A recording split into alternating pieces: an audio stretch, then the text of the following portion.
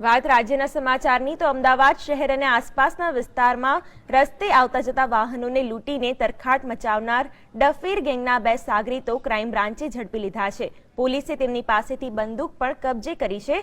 આ ગેંગના સભ્યો સ્ત્રી વેશ ધારણ કરીને લૂંટને અંજામ આપતા હતા। અમદાવાદની આસપાસના વિસ્તારમાં તરખાટ મચાવનાર ડફેર ગેંગનો આતંક દિવસે ને દિવસે વધી રહ્યો છે। ત્યારે અમદાવાદ ક્રાઇમ બ્રાન્ચે બાતમીદારોને કામે લગાડીને આખરે ડફેર ગેંગના 2 સભ્યોને ઝડપી લીધા। ક્રાઇમ બ્રાન્ચે સરખેજ સાણંદ ચોકડી પાસે વોચ ગોઠવી ડફેર ગેંગના 2 સાગરીતોને પકડી પાડ્યા અને તેમની પાસેથી બંદૂક કબજે કરી। ઘણા ટાઈમ અમદાવાદ શહેર અને અમદાવાદ જિલ્લા અને ગાંધીનગર જિલ્લામાં રોડ ઉપર ટ્રકમાં રાતના જે ટ્રક ડ્રાઈવરો જતા હોય છે અને ટ્રક ડ્રાઈવરને એક સ્ત્રી રોકી અને ટોર્ચ મારી અને ગાડી રોકે છે। ટ્રક ડ્રાઈવરોને અને ક્લીનરને લૂંટી લે છે। એ ઘણા ગુના આજુબાજુના જિલ્લામાં પણ અનડિટેક હતા। એની બાતમી પીઆઈ રોજાને મળી હતી અને એ આજે સાણંદ સર્કલમાંથી એને ધરપકડ કરવામાં આવી છે। એની પાસે દેશી બંદૂક જામગીરીની બંદૂક મળી છે।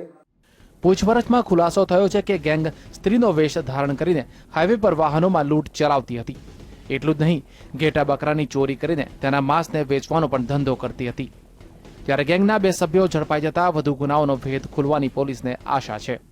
ખાસ કરીને આ લોકો 3 થી 4 જણા મોટરસાઇકલ લઈને જાય છે હાઈવે રોડ પર અને રોડ પર એક જે ડફેર હોય છે એ એક સ્ત્રીના કપડાં પહેરી લે છે અને ટોર્ચ કરે છે।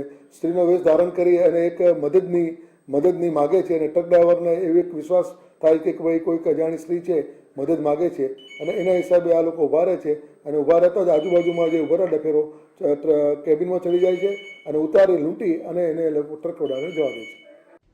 ડફેર ગેંગના 2 સાગરીતોએ 24 કરતાં પણ વધુ ગુનાની કબૂલાત કરી છે।